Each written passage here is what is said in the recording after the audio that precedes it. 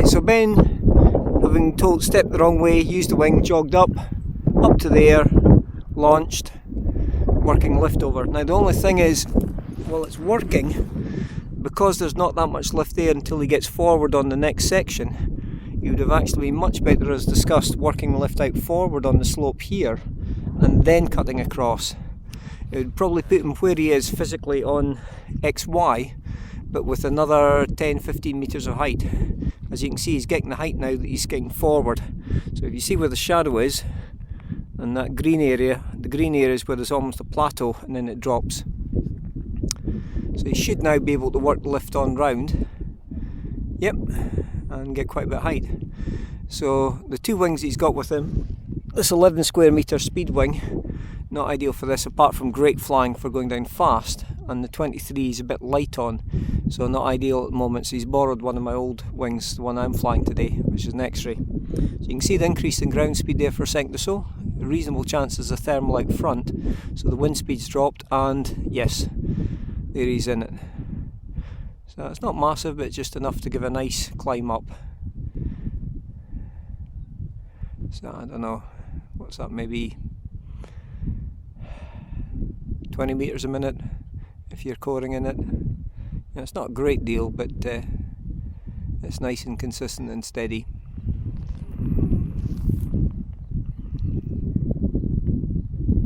Yep, and now he's well into the lift zone there, so he should be able to be in the waiting room where there's ridge lift, and then every time there's a wee thermal comes in, you can cut up. So we'll see how far he cuts back.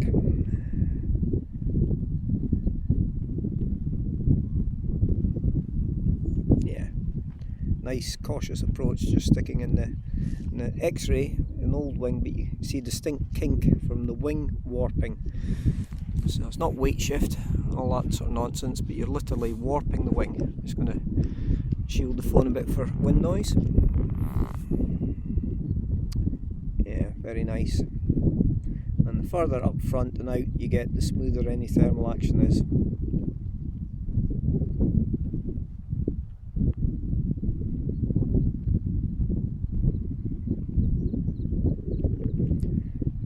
Yeah, nice distinct kink there with the lean. Now that is a definite no-no. Now the reason is, on the downwind side you've got high ground speed and you're close to the ground, so doing exactly the same thing but doing it the other way around is fine. But you don't want to be doing your 360s where you have the downwind beat closer to the hill. Anything goes wrong, you're cutting down your safety margins considerably.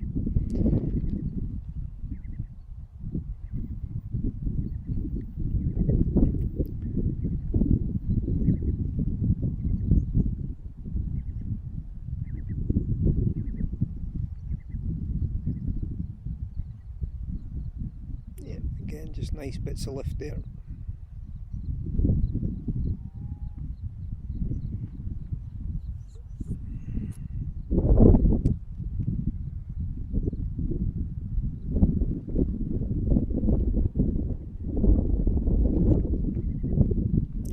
So I'm guessing, I don't know for certain, but from what we discussed earlier, albeit the wind was a bit different then, but it was starting to favour this that we've got. What he might do is explore further on round now that he's got the height to that east face to see how much lift's there.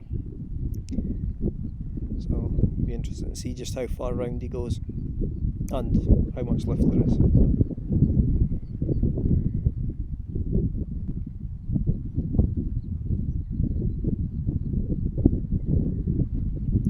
Sink there, so I'll see what's out front, and then classic sink and increase ground speed, and suddenly you're back into the lift. A lot of pilots turn away from lift because they just don't read the air. Although that is more when they're ridge soaring and waiting on thermals.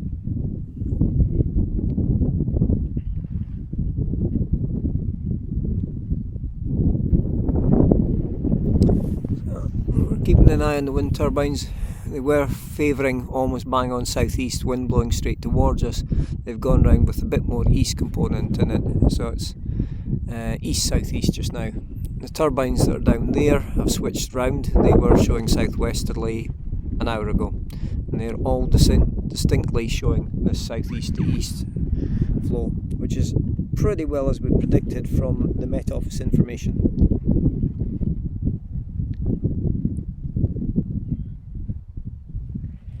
Now,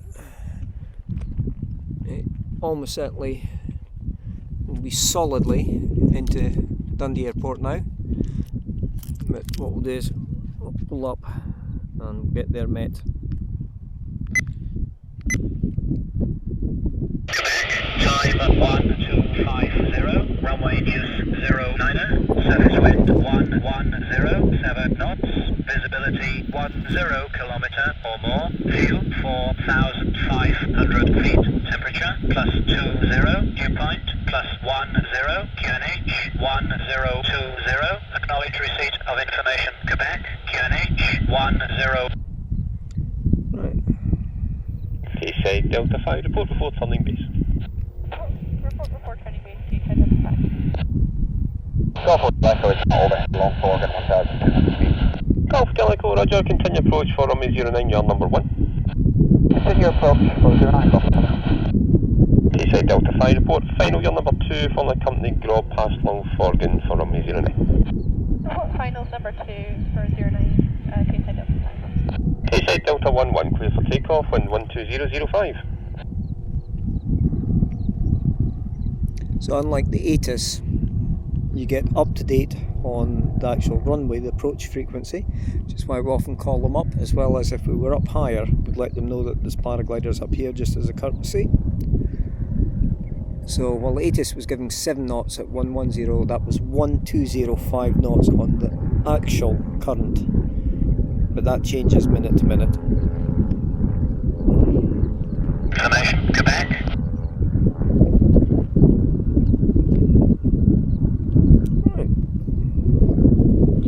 And we're locked back on our own frequency.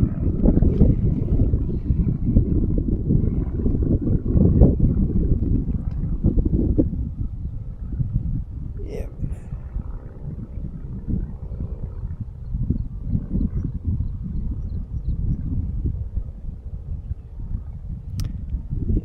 So not my favourite in the sense that this one's a 4-riser design glider.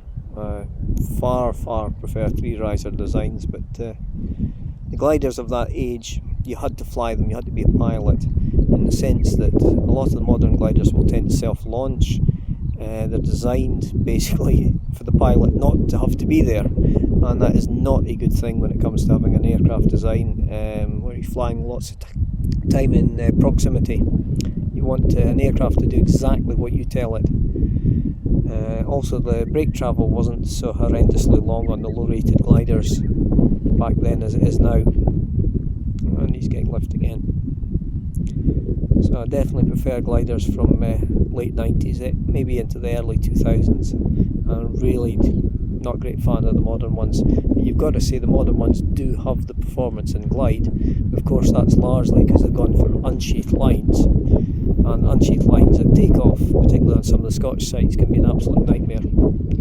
So it's all a compromise. But you can get great flying on older gliders.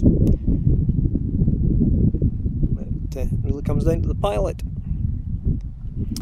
Right, coming up to 9 minutes. So the flight is about 10 minutes so far. So save the memory on this one and film later on.